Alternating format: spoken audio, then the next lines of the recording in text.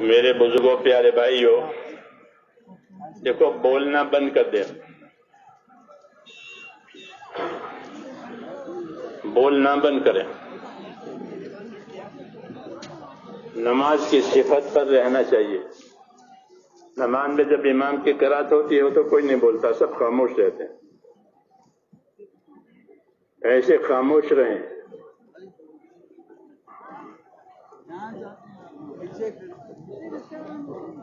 دوسری بات یہ ہے کہ دین کی بات سننا یہ کانوں کی عبادت ہے۔ کان، آنکھ، یہ سب بدن کے حصے عبادت کے لیے پیدا کیے گئے ہیں، عبادت کے لیے دیے گئے ہیں۔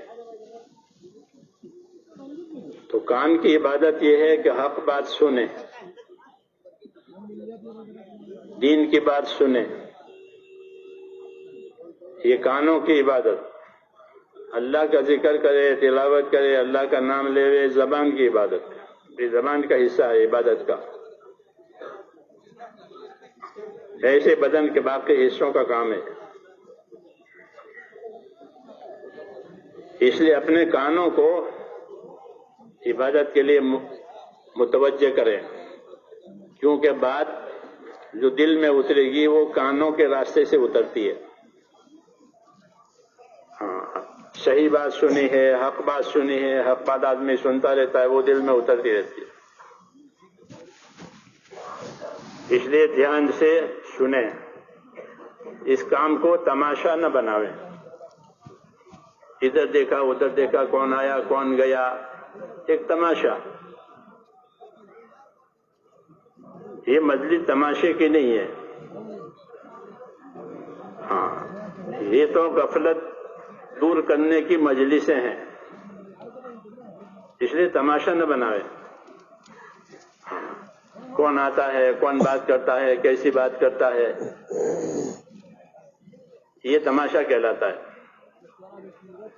یہ مجلسیں جو ہیں وہ تو اپنی زندگی کی ذمہ داریوں کو سمجھنے کے لیے ہے کہ ہماری زندگی میں ہم پر کیا ذمہ داریاں ہیں،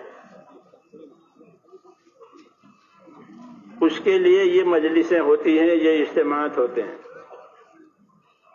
کہ ہر کلمہ پڑھنے والے کو اور ایمان والے کو اپنی زندگی کی ذمہ داری سمجھ میں آئے۔ ہم اپنی زندگی کی ذمہ داریوں کو بھول گئے ہیں، موت کو بھی بھولے ہوئے ہیں، اللہ کو بھی بھولے ہوئے ہیں۔ یہی زمانے کا روگ ہے، بیماری ہے یہ، عام طور سے، کہ اپنی زندگی کی ذمہ داری کی خبر نہیں ہے کہ مجھ پر اللہ نے کیا ذمہ داری ڈالی ہے،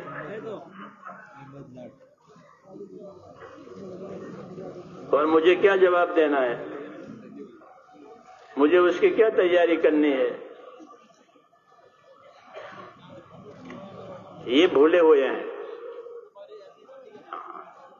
اور ایسے بھولے ہوئے ہیں کہ اپنے آپ کو بولا ہوا بھی نہیں جانتے کہ میں بولا ہوا ہوں۔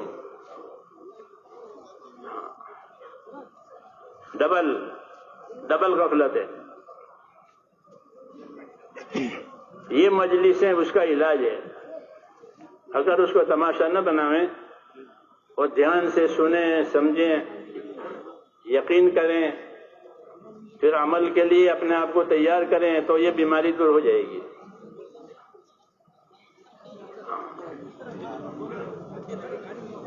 اپنی زندگی کی ذمہ داریوں کو سمجھنا ضروری ہے، کیونکہ زندگی امانت ہے، کسی کام کے لیے دی ہے، زندگی کسی کام کے لیے دی ہے۔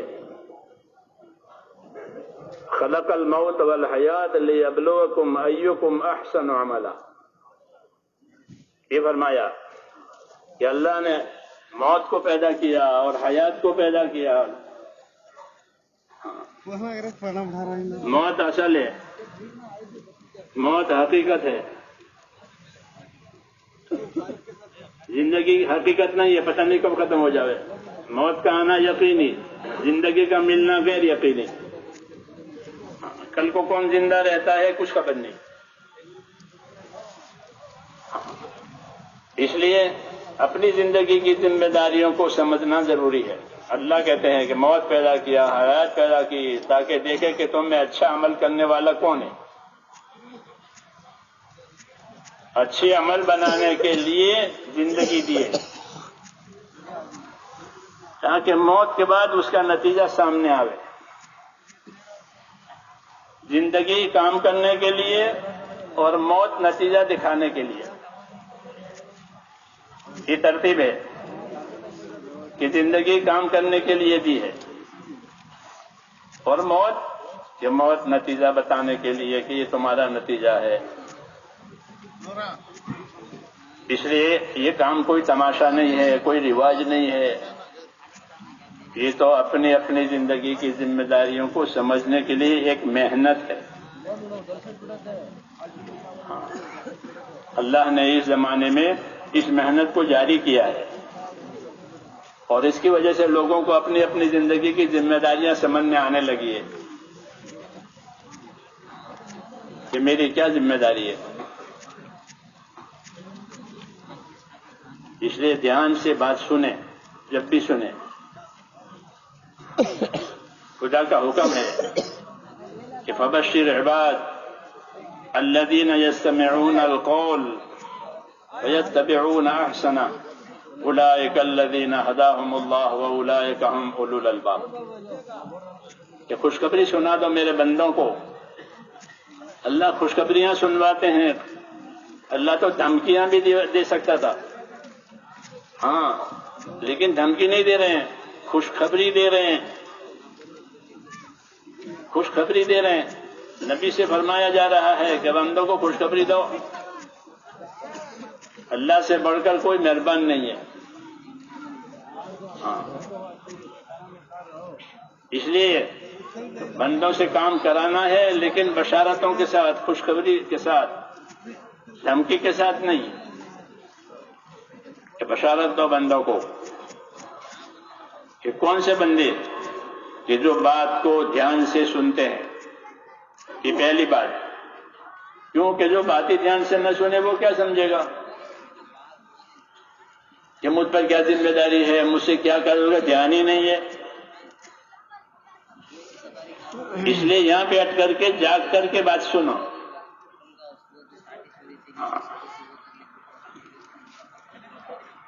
تو فرمایا بشارت دو ہمارے بندوں کو کہ جو بات کو دھیان اور ارادے سے سنتے ہیں. یہ نہیں کہ کان پر آواز آ رہی ہے، ادھر دیکھ رہے ہیں، ادھر دیکھ رہے ہیں، اب خبر نہیں کیا کہا جا رہا ہے، کس سے کہا جا رہا ہے. یہ انسان کی صفت نہیں ہے. اس لیے کہا کہ بشارت دو ان بندوں کو جو بات کو ارادے کے ساتھ اور دھیان کے ساتھ سنتے ہیں. کسی وکیل کی بات سنے، کوئی ڈاکٹر کی بات سنے تو ادھر ادھر نہیں دیکھے گا، کیونکہ وہ تو پیسے لے کے بات کرتا ہے. پہلے پیسے دینے پڑیں گے، پھر اس کی بات سننی پڑے گی. اور اپنی ضرورت سمجھ کر اس کی بات سنتے ہیں. اور اللہ کی بات کو ایسے ہی. یہ بات غلط ہے. اس لیے اللہ نے اس کی تاکید کی کہ بشارت دو بندوں کو جو ہماری بات کو ارادے سے، دھیان سے سنتے ہیں. پھر سن کر کیا کرتے ہیں؟ سن کر یہ چرچا کرتے ہیں کہ بہت اچھا اجتماع ہوا، بہت اچھی باتیں ہوئی، بہت اچھے بیانات ہوئے. یہ پھر ختم. یہاں سے کیا لے کر گئے؟ یہ ہر آدمی کو دیکھنا ہے کہ وہ یہاں سے کیا لے کر جاتا ہے. اسے سوال ہوگا کہ جب ہماری باتیں سنائی جا رہی تھی، دعوت دی جا رہی تھی، بات سمجھا جا رہی تھی، تو کیا لیا؟ ہاں، کیا لیا، کیا کیا؟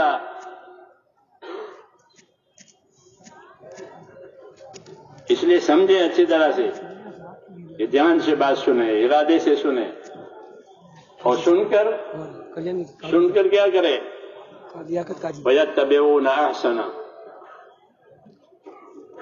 سن کر اتباع احسن کرے. کہ اتباع حسن کا کیا مطلب ہے؟ کہ اتباع حسن کا مطلب یہ ہے کہ بات سنانے میں جو کام کرنے کے لیے کہے گئے تھے کہ یہ کرو یہ کرو یہ کرو یہ مت کرو، ان کاموں کو اچھی طرح سے کر کے اللہ کو بتاوے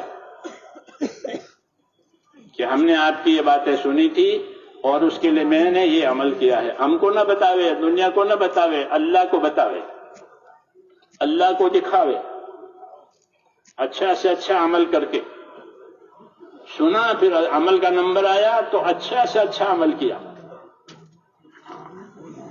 کیوں کہ اللہ نے حکم دیا ہے کہ اپنے عمل کو اچھے سے اچھا بناؤ.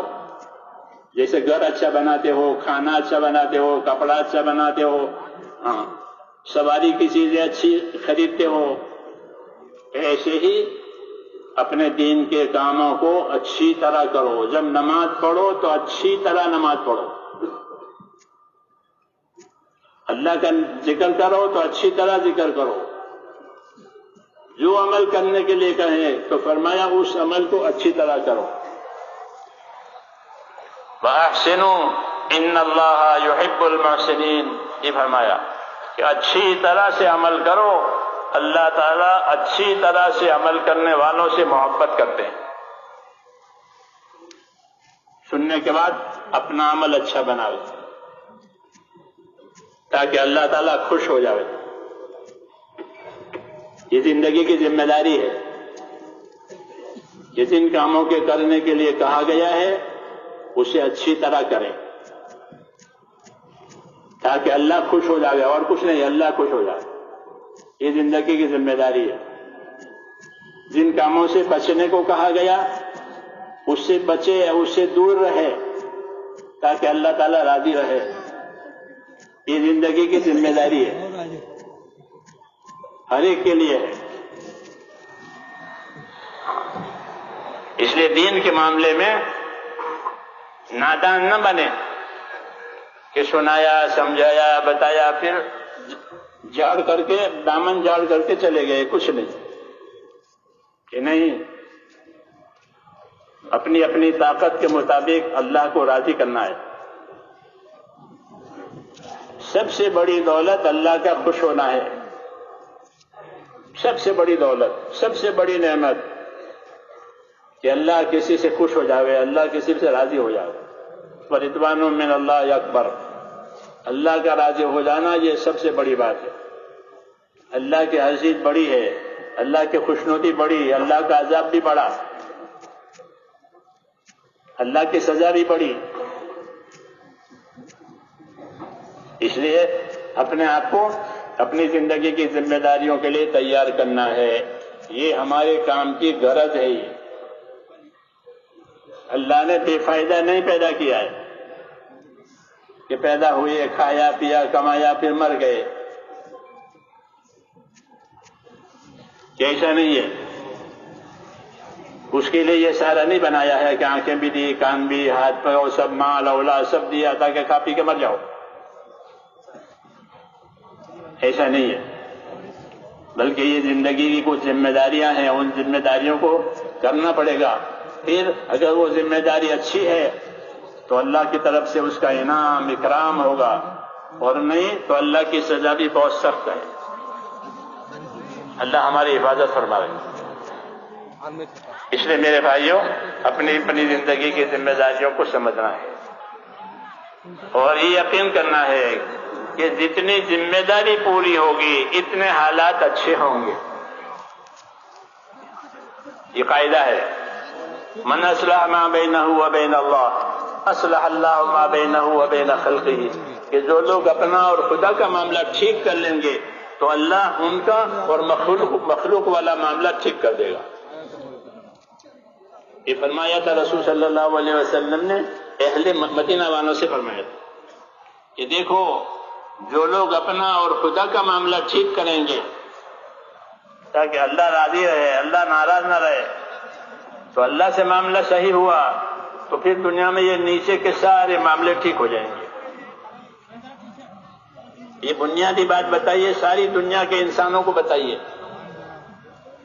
خالی مدینے والوں سے بات نہیں ہوئی تھی، مدینے والوں پر رکھ کر ساری دنیا کے انسانوں کو یہ آپ کا پیغام ہے کہ جو لوگ اپنا اور خدا کا معاملہ ٹھیک کریں گے، یہ اللہ یہ نیچے کے سارے معاملے ٹھیک کر دیں گے. یہ پکی بات ہے.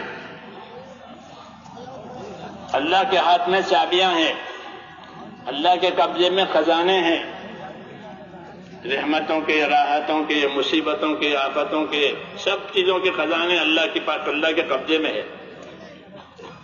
اور اس کی چابیاں بھی اللہ کے قبضے میں ہے. جو چیز اللہ کھول دے گا اسے کوئی بند نہیں کرے گا، اور جو چیز اللہ بند کر دے گا اسے کوئی کھول نہیں سکتا.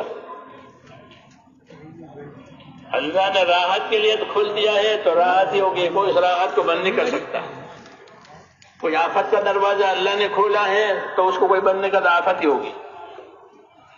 ایک ہی اللہ ہے جو سب کچھ کرنے والا ہے، اس کے ہاتھ میں خزانے ہیں، اس کے قبضے میں چابیاں ہیں. وَإِن مِّن شَيْءٍ إِلَّا عِندَنَا خَزَائِنُهُ، ہر چیز کے خزانے ہمارے پاس ہیں. تھوڑا تھوڑا دنیا میں نمونے کے طور پر اتارا ہے تاکہ آدمی عبرت لے، نصیحت لے، ورنہ اللہ کے ہاں اس کے خزانے ہیں، خاص مقدار سے دنیا میں اتارتے ہیں. اس کی چابیاں اللہ کے پاس ہے. اس لیے دعوت ہے یہ کہ جس کے ہاتھ میں چابی ہے اس کے پاس جاؤ. یہ دعوت ہے اللہ کی. چابی میرے ہاتھ میں ہے، تمہاری زندگی کی، تمہاری موت کی، تمہاری کامیابی کی، تمہاری بیماری، تمہاری تندرستی، تمہاری مالداری، تمہاری غریبی، تمہاری محبت، تمہاری عداوت، یہ سب چیزوں کی چابیاں میرے پاس ہیں. وہیں سے کھلتا ہے، وہیں سے بند ہوتا ہے. اور اللہ اپنے فیصلے پر غالب اور قادر ہے، کوئی روک نہیں سکتا اس کو. اس لیے دعوت ہے کہ اللہ کی طرف بڑھو. فَفِرُّوا إِلَى اللَّهِ، اللہ کی طرف دوڑ کر کے آؤ. جس کے ہاتھ میں چابی ہے اس کی طرف دوڑو، جس کے ہاتھ میں کچھ نہیں ہے اس کے پاس کیوں جاتے ہو؟ کیا ملے گا؟ سونا سے آج یہی ہے، جس کے پاس کچھ نہیں ہے اس کے پاس جاتے ہیں.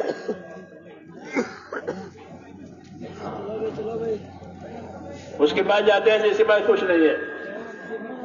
ایک بڑا آدمی ہے، بڑا صدر ہے، بڑا وزیر ہے، بڑا بادشاہ ہے، کہ اس کے ہاتھ میں کچھ نہیں ہے.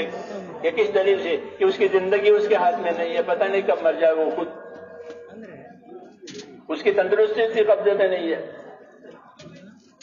ہاں، تو اس کی طرف یوں دوڑ کر جاوے تو کس کی طرف دوڑے؟ اللہ کی طرف دوڑے.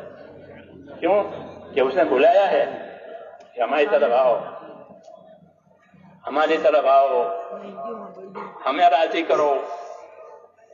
کہ دیکھ لو تمہارے حالات ہم بنائیں گے. لوگ اپنے حالات بنانے کے لیے دنیا کی طرف جاتے ہیں، دنیا کی چیزوں کی طرف جاتے ہیں کہ دنیا کی سے اور دنیا کے اسباب سے اور دنیا کی چیزوں سے ہمارے حالات بنیں گے. یہ نہیں بنیں گے. حالات اللہ پیدا کرتا ہے، کوئی دوسرا نہیں پیدا کرتا. بچپنا کس نے پیدا کیا تھا؟ وہ جوانی کس نے پیدا کی تھی؟ وہ بوڑھاپا کس نے پیدا کیا تھا؟ اپنی مرضی سے بچپنا ہوا، اپنی مرضی سے جوانی ہوئی، اپنی مرضی سے بوڑھاپا ہوا. یہ حالات ہے آدمی کی زندگی پر کہ بچپنا بنایا، یہ جوانی دی، پھر بوڑھا ادھیڑ ہو گیا، پھر بوڑھا ہو گیا، پھر بیمار ہو گیا. یہ سب حالات ہیں. اس میں سے ایک بھی چیز آدمی کے قبضے میں نہیں ہے، چاہے وہ ملک کا بڑا صدر ہو تب بھی اس کے ہاتھ میں نہیں ہے. حالات اللہ کے قبضے میں ہے. اللہ دن بھی بناتا ہے، رات بھی بناتا ہے، اندھیرا بھی بناتا ہے، اجالا بھی بناتا ہے. اس لیے ایک اللہ پر ایمان لانا، ایک اللہ سے تعلق پیدا کرنا، یہی کامیابی کا راستہ ہے. باقی دھوکہ ہے، باقی دھوکہ ہے. یہ دکھاوے گا، نظر آوے گا کچھ اور نکلے گا کچھ. یہ دھوکہ. धोखे का नतीजा ये होता है कि जब धोखा खुलता है तो आदमी पछताता है। धोखा खुल गया तो आदमी पछताएगा। यही धोखा की निशानी है कि मुझे धोखा हो गया। धोखे की क्या निशानी? ये पछतावा कि नतीजा हाथ में से गया। इसलिए कहा कि सारी दुनिया अपने असबाब के साथ धोखा है अगर उसके अंदर दीन नहीं है। ताजिर की तिजारत, जमींदार की जमींदारी, ओहदेदार की ओहदेदारी, मालदार की मालदारी, ये जितने बड़ी बड़ी चीजें हैं अगर उसमें दीन नहीं है तो वो धोखा है। जो नहीं जानेगा वो उसकी तरफ जाएगा, जो नहीं जानेगा वो उससे डरेगा। दुनिया की तरफ जावे, दुनिया से डरे, ये धोखे में है। अल्लाह की तरफ जाना चाहिए, अल्लाह से डरना चाहिए। क्यों? कि उसने सारी चीजें पैदा की है। इसलिए हमारी दावत है, हमारी मेहनत है। एक अल्लाह है जो बनाने वाला है। नफा हो, नुकसान हो, इज्जत हो, जिल्लत हो, सुकून हो, चैन हो, बेचैनी हो, ये सब ऊपर से आता है। अल्लाह इन चीजों को पैदा करके डालते हैं। दुनिया की कोई चीज कोई पैदा नहीं करती।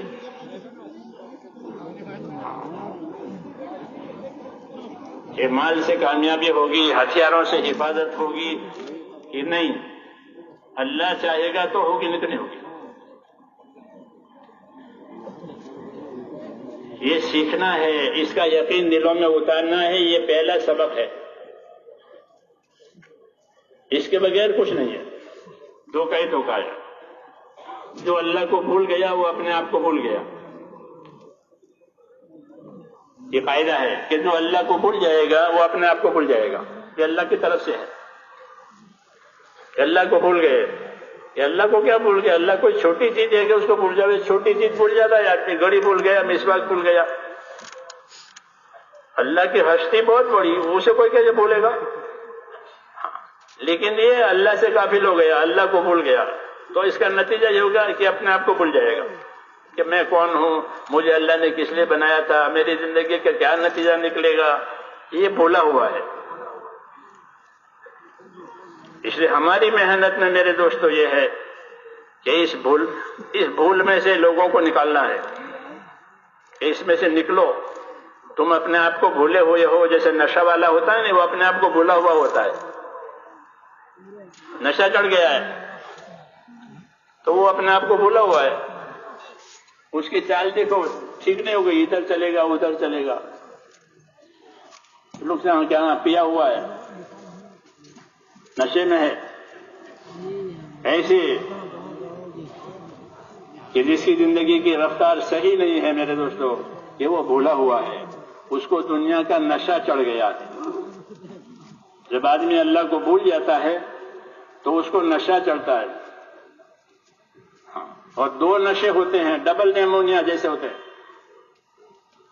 हाँ, एक नशा होता है जहालत का, जाहिल है, हकीकत हाल से बेखबर है, उसको जाहिल कहते हैं। जहालत का नशा। दूसरा नशा ऐश की मोहब्बत का नशा, कि मुझे दुनिया में ऐश मिले बस। समझ में आई बात? ये नशे चढ़ते हैं। फिर वो नहीं जानता मुझसे अल्लाह राजी है, अल्लाह नाराज है, जन्नत है, दोजख है, कब्र है, कयामत है, हिसाब है, किताब है, कुछ नहीं। हालांकि कब्र भी है, कयामत भी है, हिसाब है, किताब है, जर्रे जर्रे का हिसाब है, ये सब बातें हकीकत है। ये हकीकत से बेखबर हो गया है, इसको नशा चढ़ गया है। ये हमारी मेहनत वो मेहनत है मेरे भाइयों कि इंशाअल्लाह अगर इस मेहनत में आदमी सही चला तो ये सब नशे उतर जाएंगे और अल्लाह का पाक प्यारा बंदा बनेगा, जन्नत के रास्ते पर चलेगा। रहेगा दुनिया में लेकिन चलेगा जन्नत के रास्ते पर। ये तरतीब है अल्लाह की। اس لیے اس محنت کو اللہ تعالیٰ نے ہمیں دیا ہے کہ اپنی اپنی زندگی کے نشے اتارو. کب تک نشے میں رہو گے؟ آگے بڑے بڑے حالات آنے والے ہیں. جنت ہے، جہنم ہے، حساب ہے، کتاب ہے. حضور صلی اللہ علیہ وسلم فرماتے تھے کہ میں نے کوئی منظر، کوئی جگہ قبر سے زیادہ بھیانک نہیں دیکھی ہے. یہ فرمایا ما رأيت منظرا قط الا القبر افظع منه، کہ میں نے کوئی منظر قبر سے زیادہ بھیانک نہیں دیکھا.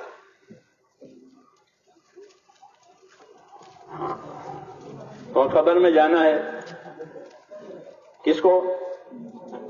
لوگ دفن کر کے آتے ہیں، سمجھا کہ اس قبر میں اسی کو جانا ہے. ہم تو کر جا رہے ہیں. ہاں، اس کو قبر میں جانا تھا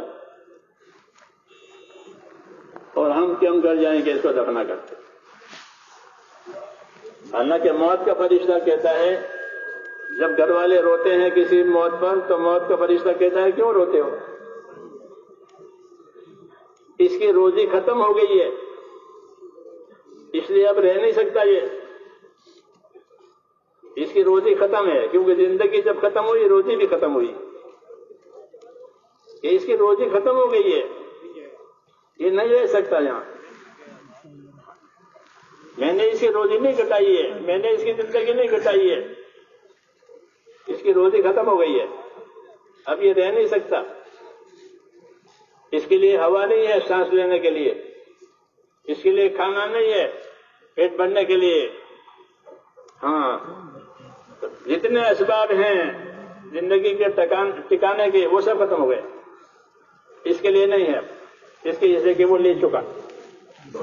اس لیے میں نے اس کی جان قبضے کر لی ہے.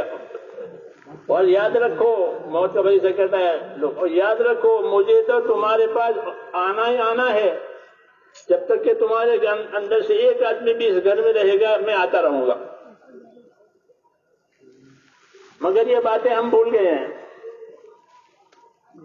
جی ہاں، حالانکہ یہ اصلی باتیں ہیں جو سننے کی ہے. کہ میں تو تمہارے گھر میں جب تک ایک آدمی بھی تمہارا رہے گا مجھے یہاں آنا ہی آنا ہے. الموت حق والحیات باطل، موت حق ہے، اس میں کوئی شک نہیں ہے. اور حیات اور زندگی کے باطل پتہ ہے نہیں ہے، کل کیا ہو کوئی کہہ نہیں سکتے. کل کو زندگی ہے نہیں کہہ سکتے. مگر چونکہ غفلت ہے، وہ نشے چڑھ گئے ہیں، اس لیے یہ باتیں سامنے نہیں آتی اور زندگی کی ذمہ داریاں بھولے ہوئے ہیں. تو حضور صلی اللہ علیہ وسلم فرماتے تھے کہ میں نے کوئی منظر قبر سے زیادہ بھیانک نہیں دیکھا.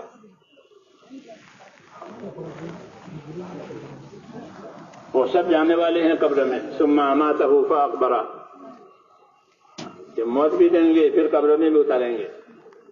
ثم اذا شاء انشرہ، جب چاہیں گے قبر میں سے نکالیں گے. یہ سنایا ہے ہم کو. اس لیے ذمہ داری ہے کہ زندگی کا نشہ اترے اور یہ سمجھے کہ سارا معاملہ صرف اللہ کے ہاتھ میں ہے، کسی کے ہاتھ میں نہیں ہے. نفع ہو نقصان ہو سب چیزیں اللہ سے ہے، اللہ کے غیر سے نہیں ہے. یہ ہمارا پہلا سبق ہے. دھوکہ نہ کھائیں دنیا کے اسباب سے. دنیا کے اسباب سے وہ ہوگا جو اللہ چاہے گا، مال سے وہ ہوگا جو اللہ چاہے گا، دوا سے وہ ہوگا جو اللہ چاہے گا، ہتھیار سے وہ ہوگا جو اللہ چاہے گا، حکومتوں سے وہ ہوگا جو اللہ چاہے گا. اللہ ان تمام چیزوں کے سامنے کمزور نہیں ہے.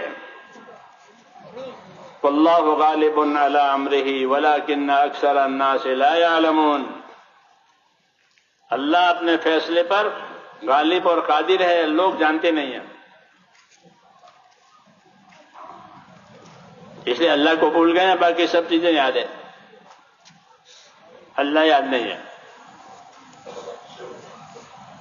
اس لیے اپنی خبر لینی ہے، اپنی فکر کرنی ہے کہ کون سی چیز ہم نے کھوئی ہے. یہ بڑی چیز کھوئی ہے کہ اللہ سے ہمارا تعلق نہیں ہے. ہماری دعوت، ہماری محنت یہ ہے کہ ایک ایک مسلمان کا تعلق اللہ تعالیٰ سے صحیح ہو جائے، اس کا یقین صحیح ہو جائے کہ اللہ کرنے والا ہے، اللہ حیات موت کا مالک ہے، اور اللہ نے میری کامیابی اس کے حکموں کے پورا کرنے میں رکھی ہے، اللہ نے میری کامیابی رسول صلی اللہ علیہ وسلم کے طریقوں پر چلنے میں رکھی ہے. یہ بات ایک ایک مسلمان کی سمجھ میں آئے، اس کے لیے محنت ہے، ورنہ دھوکہ ہے. جب تک دھوکہ نہیں کھلتا آدمی مگن ہے، مطمئن ہے. جب دھوکہ کھولے گا تب پچھتائے گا. اس لیے اپنے آپ کو دھوکے میں سے نکالنا ہے اور صحیح راستے پر اپنے آپ کو ڈالنا ہے. جب صحیح راستے پر آئیں گے اور صحیح محنت کریں گے تو وہ نشہ دھیرے دھیرے اترے گا. رسول اللہ صلی اللہ علیہ وسلم فرماتے تھے کہ اللہ کے دین کی محنت پر رہو، اللہ کے دین کی محنت پر رہو، یہ جنت کے دروازوں میں سے ایک دروازہ ہے. محنت پر رہنا گویا جنت کے دروازے پر جانا ہے. اس کا نتیجہ جنت ہوگا. اللہ کے دین کی محنت پر رہو تاکہ زندگی میں دین آوے. اندر ڈالتے رہے پورا ادھر پھرا تو مجھے پھرا تھا. یہ جنت کے دروازوں میں سے ایک دروازہ ہے. ایک بات. دوسری بات یہ فرمائی کہ جب دین کی محنت کر رہو گے تو اللہ تمہارا غم اور پریشانیوں کو اٹھا لے گا. غم پریشانی ختم ہو جائے گی. لوگ پریشان ہیں آج، ہاں پریشانی چاروں طرف، اور علاج ان کے پاس ہے نہیں. علاج بتایا کہ اللہ کے دین کی محنت کر رہو، یہ جنت کے دروازوں میں سے ایک دروازہ ہے، اور اللہ تمہارے غم اور پریشانیوں کو اس کی وجہ سے اٹھا لیں گے، ختم کریں گے. کتنا آسان راستہ ہے. اللہ رسول کی بات چھوڑ کر اپنی پریشانیوں کے لیے ادھر ادھر جانا یہ بھی دھوکہ ہے. اللہ رسول نے کیا بتایا، کیا راستہ ہے، کیا طریقہ ہے، اس کی خبر نہیں ہے، اور ادھر ادھر اندھے کی طرح ٹٹولتے ہیں. یہ ڈر ایمان کا حصہ ہے. یہ ڈر ایمان کا حصہ ہے کہ ایسا ڈر پیدا کرو کہ جو اللہ کے نافرمانی سے بچاوے. رسول صلی اللہ علیہ وسلم اس کی دعا مانگتے تھے، اللہم اقسم لنا من خشیتک ما تحول به بیننا وبین معصیک. کہ اللہ مجھے اپنا ڈر ایسا دے کہ جو مجھے تیرے نافرمانیوں تک جانے نہ دے. آدمی آگ کے پاس نہیں جاتا، آدمی پانی کے پاس نہیں جاتا، ڈوب جائے گا، جل جائے گا. اپنے آپ کو بچاتا ہے ڈر کی وجہ سے. کیوں؟ آگ پانی میں ہلاکت ہے، تو اس ہلاکت کے ڈر سے وہ اس سے دور رہتا ہے. تو حضور صلی اللہ علیہ وسلم ہم کو تعلیم دے رہے ہیں کہ اپنے اندر اللہ کا ڈر ایسا پیدا کرو کہ جو تمہیں گناہ کی ہمت نہ ہونے دے. کہ گناہ کر کے کہاں جاؤں گا؟ کہ گناہ سے اللہ ناراض ہوتا ہے. اللہ نے زمین پر کوئی جگہ ایسی نہیں بنائی جہاں گناہ کرنے کی اجازت دی ہو کہ جاؤ وہاں جا کے گناہ کر لو. ایسی کوئی جگہ ہے؟ نہیں ہے. بلکہ یہ کہا اللہ نے فرمایا کہ میری زمین بہت کشادہ ہے. ان ارضی یا ایھا الذین آمنوا ان ارضی واسعۃ فایای فاعبدون. اے میرے بندو ایمان والو، میری زمین بہت کشادہ ہے، اس پر میری عبادت کی جائے گی. پوری زمین یہ بچھائی گئی ہے کہ کس کے لیے؟ گناہ کرنے کے لیے، فساد کے لیے کہ نہیں، عبادت کے لیے. رسول اللہ صلی اللہ علیہ وسلم تو یہ فرماتے ہیں کہ میری امت کے لیے پوری زمین مسجد بنائی گئی ہے، پوری زمین میری امت کی مسجد. ہم مسجد والے ہیں، کیا والے؟ دکان والے، بازار والے. کہتے ہیں ہم مسجد والے ہیں، میری امت کے لیے پوری زمین مسجد بنائی گئی ہے.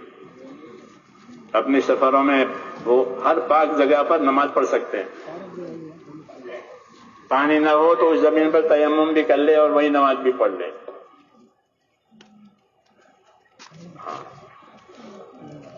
زمین اس لیے بچھائی گئی ہے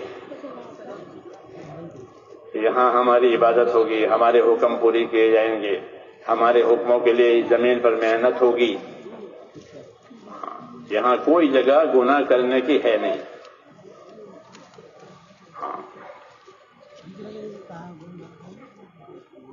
اس لیے اس کو بھولنا نہیں ہے. اس لیے اللہ تعالیٰ کا ڈر پیدا کرنا ہے. میں یہ کہہ رہا تھا کہ اللہ کا ڈر پیدا ہو جائے، ڈرنے کی باتیں سنیں. رسول صلی اللہ علیہ وسلم نے بشارت کی باتیں بھی سنائی ہے اور ڈرنے کی باتیں بھی سنائی ہے. اللہ ڈراتے ہیں، خبردار خبردار تم ہماری پکڑ میں نہ آنا ورنہ برا حال ہوگا. ڈرنے کی باتیں سنائیے. وَيُحَذِّرُكُمُ اللَّهُ نَفْسَهُ وَاللَّهُ رَءُوفٌ بِالْعِبَادِ.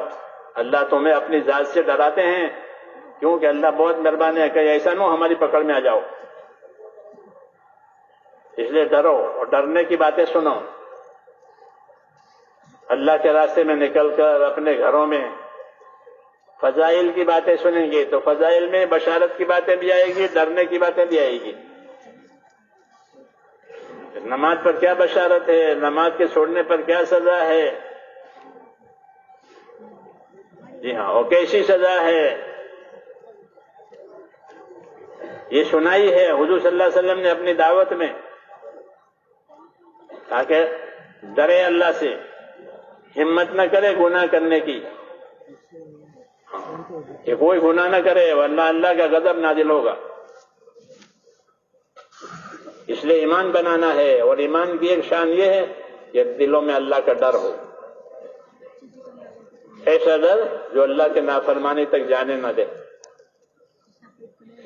اس لیے یہ باتیں ڈرنے کی بار بار سننی ہے، دوسروں کو سنانی ہے، تاکہ اللہ کے ڈر کا ماحول بنے. آج اللہ کے ڈر کا ماحول نہیں ہے، آدمی ڈرتا نہیں اللہ سے. ایمان ہے لیکن ڈر نہیں ہے، اس لیے زندگی کی ذمہ داری پوری نہیں ہو رہی ہے. ایمان بنانا ہے تاکہ اللہ سے ڈرے اور ڈر کر کے اپنا کام کرے. تو ایک تو ڈر پیدا کرنا، یقین پیدا کرنا، اللہ کے وعدوں کا یقین، اللہ کے فیصلوں کا یقین، اللہ کی سزا جزا کا یقین، اس کی قدرت کا یقین، یہ اندر پیدا کرنا ہے. جب ہم حکموں والی محنت کریں گے تو اس حکموں کی محنت میں بولنا، سننا، یہ سب قدرت کی باتیں ہوگی. اس لیے اندر یقین بنے گا کہ اللہ کرنے والا ہے اور کوئی کرنے والے نہیں ہے. پھر جب اللہ کے یقین آئے گا تو اللہ سے مانگے گا، اللہ کے حکم پر چلے گا، اللہ سے ڈرے گا اور کسی چیز سے نہیں ڈرے گا. اس لیے ہماری اس محنت میں ایمان بنانے کی بات ہے کہ اندر کا یقین بنے کہ جس سے وہ یقین اس کو اللہ کی طرف چلاوے. جو جیسا یقین بنے گا آدمی اس رخ پر چلے گا. اگر مال کا یقین بنے گا تو مال کی طرف چلے گا، عہدے کا یقین بنے گا تو عہدے کی طرف چلے گا. اللہ کا یقین بنے گا تو پھر اللہ کی طرف چلے گا کہ اللہ کرنے والا ہے. اور یہی اصل ہے، کیونکہ اللہ اکیلا خالق ہے اور کوئی خالق نہیں ہے. اللہ پیدا کرنے والا ہے اور کوئی پیدا کرنے والا نہیں ہے. اس لیے پہلا نمبر ہمارا یہی ہے، پہلا کام ہمارا یہی ہے کہ ہم اپنے ایمان کی خبر لیں کہ ہمارا اللہ سے کیسا تعلق ہے. ہمارا اللہ سے بہت کمزور تعلق ہے، اس لیے گناہ سے ڈرتے نہیں ہیں، عبادت کا شوق نہیں ہے. حالانکہ سارے انعامات اللہ کے جو ہیں وہ عبادت پر ملتے ہیں، ساری مددیں عبادت پر آتی ہے. لیکن ابھی اس کا شوق پیدا نہیں ہوا، اس لیے محنت کرنی ہے تاکہ اس کا شوق پیدا ہو، اس کا یقین پیدا ہو، پھر دعا مانگی جائے گی، اس یقین کے ساتھ وہ دعا قبول ہوگی۔ پھر یقین کرے گا کہ یہ کیسے کیا، کہ اللہ نے کیا ہے، اللہ نے کیا ہے، اور اللہ کرے گا۔ جب دین کی محنت آئے گی تو یقین بنے گا اور اللہ اپنی قدرت دکھائے گا۔ ابو امامہ باہلی ایک صحابی ہیں، مشہور صحابی ہیں، ان کے نام حدیثوں میں آتے ہیں۔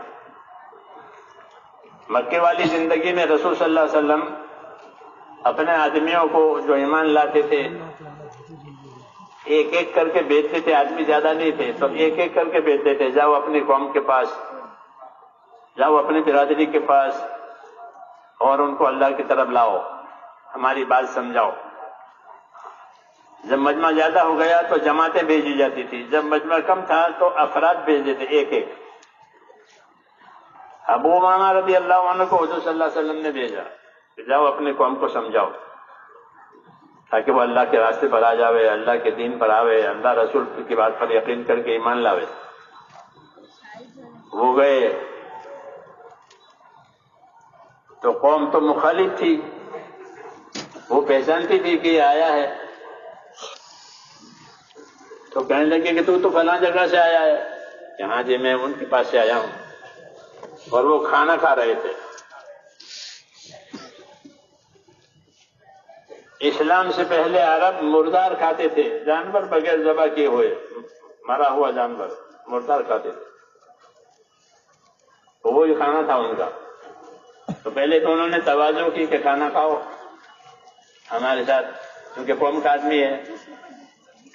انہوں نے کہا کہ یہ کھانا میں نہیں کھا سکتا، ہاں یہ حکموں پر عمل کی بات، جب دین کی دعوت پر آدمی آئے گا تو حکم پر عمل کرے گا، طاقت پیدا ہوتی ہے اچھی صحبت سے، اچھی محنت سے۔ آدمی کو اچھی صحبت ملے یا اچھی محنت ملے تو اس کے اندر یہ طاقت پیدا ہوتی ہے کہ وہ خدا کے حکموں پر چلے۔ اچھی محنت نہیں ہے، اچھی صحبت نہیں ہے تو وہ گیا۔ تو رسول صلی اللہ علیہ وسلم کے پاس سے آئے تھے اور دعوت لے کر آئے تھے، اور کہا کہ یہ کھانا کھاؤ۔ انہوں نے کہا یہ کھانا میں نہیں کھا سکتا، کہ کیوں؟ کہ میں جس بزرگ کے پاس یعنی رسول صلی اللہ علیہ وسلم کے پاس سے آیا ہوں وہ اس کھانا کھانے کو منع کرتے ہیں کہ مرا ہوا نہیں کھایا جائے گا، ذبح کیا ہوا کھایا جائے گا، جو اللہ کے نام پر ذبح ہو وہ کھایا جائے، مرا ہوا نہیں کھایا جائے گا۔ اور ان کو باتیں سمجھائی قرآن شریف کی آیتیں پڑھ کر، تو انہوں نے بات تو مانی نہیں بلکہ ناراض ہو گئے۔ یہ ہوتا ہے جب اللہ کے دین کی محنت ہوتی ہے تو اس قسم کے حالات آتے ہیں، لوگ ناراض ہوتے ہیں، لوگ مخالفت کرتے ہیں، لوگ تنگ کرتے ہیں۔ ہر نبی کے ساتھ یہ ہوا، یہ کوئی انہونی بات نہیں ہے، ہوتی ہے، نئی چیز آئی ہے تو وہ ناراض ہوئے، مخالفت کی اور ان کو تنگ کیا، یہاں تک کہ ان کا پانی بھی بند کر دیا کہ تو یہاں رہے گا اور تجھے پانی بھی نہیں پلائیں گے تاکہ تو یہاں پیاسا مرے۔ ایک بات ہے میرے بھائیوں سمجھنے کی، اللہ کے دین کی محنت پر ناگوار حالات آتے ہیں، پھر جب آدمی ناگوار حالات برداشت کرتا ہے تو مدد آتی ہے۔ شیطان ناگوار حالات سے تو ڈراتا ہے، اللہ کی مدد بھولا دیتا ہے کہ تو اللہ کے راستے میں جائے گا تو یہ ہو جائے گا، یہ ہو جائے گا، تیرے بچے کیا ہوں گے، تکلیف ہوگی۔ یہ نہیں کہ اللہ کے راستے کی تکلیف اٹھائیں گے تو مدد بھی آئے گی۔ جی ہاں، تو ان کا پانی بند کر دیا، سخت گرمی کا زمانہ تھا، وہ پانی میں کہ نہیں پانی نہیں دیں گے تاکہ تو پیاسا مرے۔ اچھا وہ واپس بھی نہیں جا رہے ہیں کہ چلو بھائی کام نہیں ہوتا تو واپس جاؤ، یہ نہیں کیا، صحابہ ایسا نہیں کرتے تھے کہ کام نہیں ہوتا چلو واپس، بدلو پروگرام۔ ہاں کہ نہیں مجھے اس کام کے لیے بھیجا ہے، اس لیے میں اس کام پر رہوں گا، اس کام پر جموں گا۔ حالانکہ پانی بھی بند کر دیا، ان کا کھانا تو کھانا اس لائق ہی نہیں تھا کہ کوئی مسلمان کھاوے، مرا ہوا، وہ پانی تھا تو بند کر دیا۔ کہ سخت گرمی ہے، مجھے سخت پیاس لگی۔ جب میری پیاس سخت ہو گئی تو میں نے اس گرمی میں اپنا کپڑا جو سر پر تھا اس کو لپیٹ لیا اپنے چہرے پر اور سر پر، اور میں سو گیا جیسے روزہ دار سو جاتا ہے بھوکا پیاسا۔ جب میں سو گیا پیاسا تو میری نیند گہری ہو گئی۔ میں نے خواب میں دیکھا ایک آدمی میرے پاس آیا اور اس کے پاس پانی ہے، بہت اچھا برتن ہے، پانی کا پیالہ اور بہت اچھا پانی ہے۔ اس نے مجھے وہ پانی پیش کیا کہ لو پیو۔ میں نے خواب میں وہ پانی پیا، اور جیسے میں پانی پی چکا میری آنکھ کھل گئی، اور وہ پیاس کا نام و نشان نہیں۔ اللہ کے راستے میں اللہ اپنی قدرت سمجھاتے ہیں کہ اللہ جاگتے میں بھی کام بناوے اور سوتے میں بھی کام بناوے۔ جیسے جاگتے آدمی کی بھی موت اور سویا ہوا اس کی بھی موت، کہ رات کو سو گئے تھے صبح مرے ہوئے تھے۔ جی ہاں، قدرت ہے۔ تو کہ مجھے پانی پلایا اس نے، اور جیسے میں نے پانی پیا میری آنکھ کھل گئی اور وہ پیاس ختم ہو گئی۔ کہنے لگے کہ خدا کی قسم کھا کے کہتا ہوں موت تک اس کے بعد مجھے پیاس محسوس ہی نہیں ہوئی،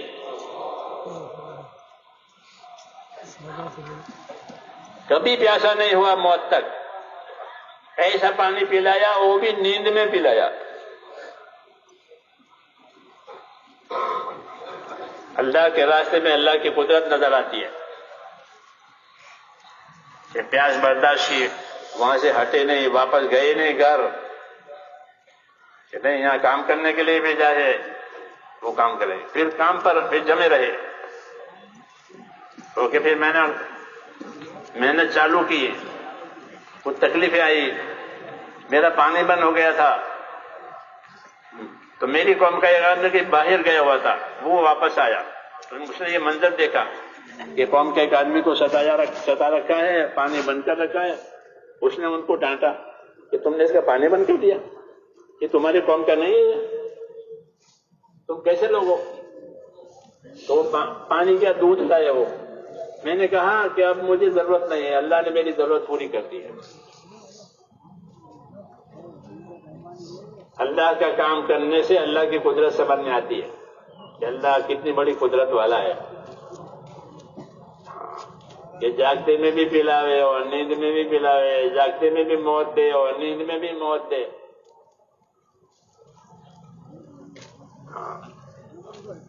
دین کی محنت کرنے پر اللہ کی قدرت سمجھ میں آتی ہے کہ اللہ سب کچھ کرنے والا ہے۔ پھر میں محنت میں لگا رہا، ان کا محنت میں لگا رہا، یہاں تک کہ اللہ نے میری قوم کو ہدایت دے دی اور وہ دین پر آ گئے۔ یہ میں نے اس لیے سنایا تھا کہ جب دین کا کام ہوگا، محنت ہوگی، تکلیفیں برداشت کی جائے گی اللہ کے دین کے لیے، تو اللہ اپنی قدرت دکھائے گا اور اپنی قدرت سے انعامات دے گا۔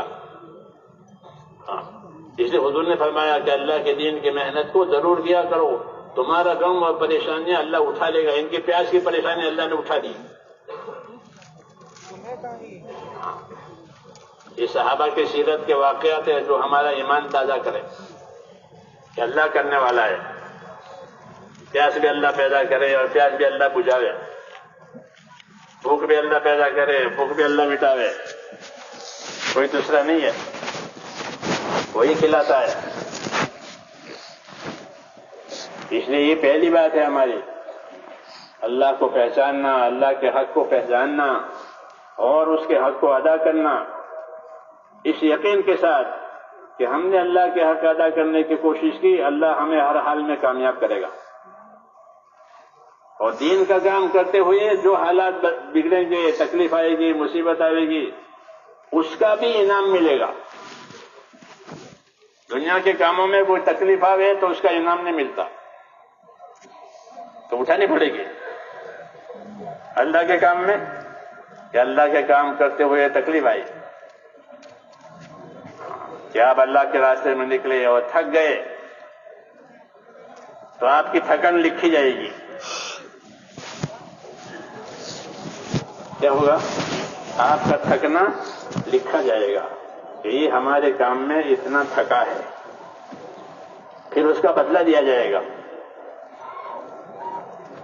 ہاں، کوئی کمپنی، کوئی آفس، کوئی ادارہ ایسا نہیں ہے جو تھکنے پر قیمت دے. ہے کوئی ایسا کہ ہماری کمپنی میں کہ تم جتنا تھکو گے اتنا تمہیں ملے گا؟ کہ نہیں، جتنا کام کرو گے اتنا ملے گا، نہیں کام کرو گے تو نکل دیں گے. جی ہاں، کوئی شعبہ ایسا نہیں ہے، کوئی ڈپارٹمنٹ ایسا نہیں ہے کہ تھکنے پر دے. اللہ تھکنے پر دے گا. آپ جماعت میں پیدل چلے، تھک گئے. جی ہاں، جماعتیں پیدل چلتی ہے 20 پیدل. ہمارے علاقے میں جماعتیں کہ کتنا چلے ایک دن میں کہ 20 کلومیٹر.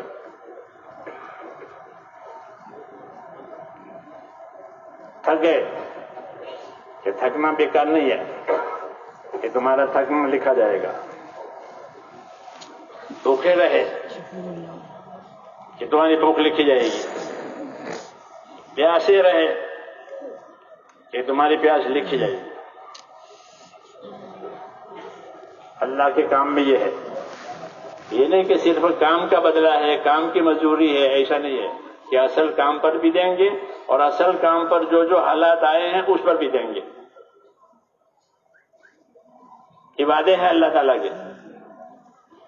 عائشہ صدیقہ رضی اللہ عنہا سے حضور صلی اللہ علیہ وسلم نے فرمایا، عائشہ یاد رکھو تمہارا اجر و انعام اتنا ہوگا جتنا تمہارا تھکنا ہوگا.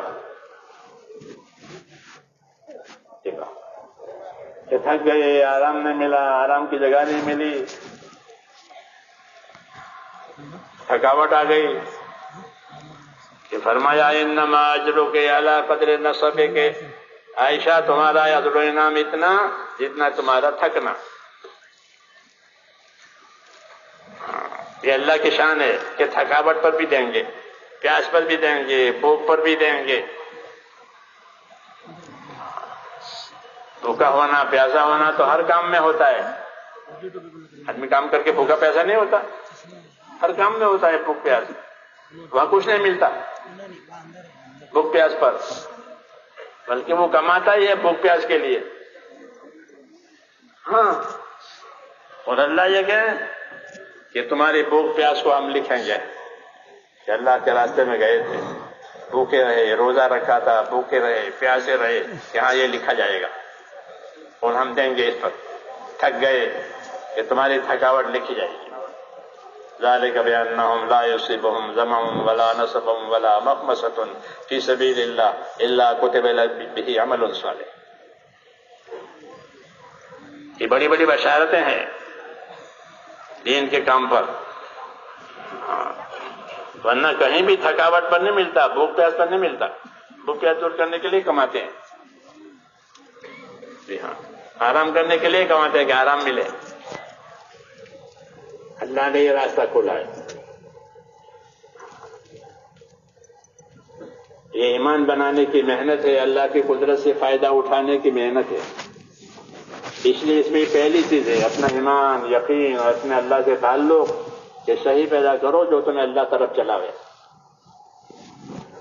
حکموں کی محنت سے یہ چیزیں ملے گی.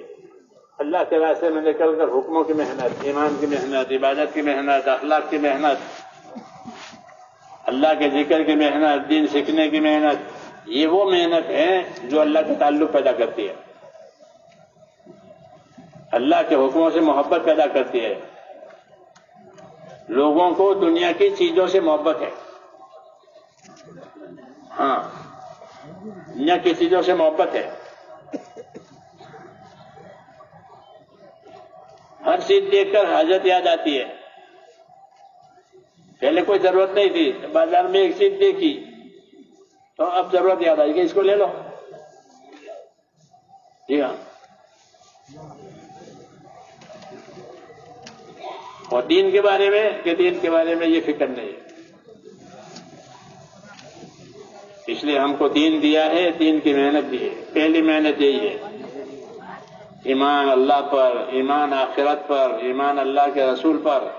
ایک زندگی موت کے بعد آنے والی ہے، وہ یقینی ہے، یہ یقینی نہیں ہے.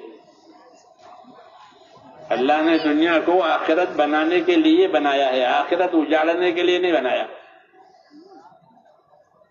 کہ اپنی دنیا کی وجہ سے آخرت برباد کرو. اس کے لیے دنیا نہیں بنی ہے. وہ دنیا بہت اچھی دنیا ہے جسے آدمی آخرت بناوے. قارون کو اللہ نے مال دے کر کے یہی رہبری کی تھی کہ وابتغی فیما آتاک اللہ الدار الآخرہ. اللہ نے تجھے دولت دی ہے، تو اپنے آخرت بنا لے. وہ مانا ہی نہیں اس کو، اس کے لیے تیار نہیں ہوا کہ ہماری دولت ہے، ہمارا مال ہے، اس میں اللہ کا کسی کا کوئی حق نہیں ہے. یہ ہاتھ اٹھا لیے تو کہ دنیا بھی گئی ہے اور آخرت بھی گئی.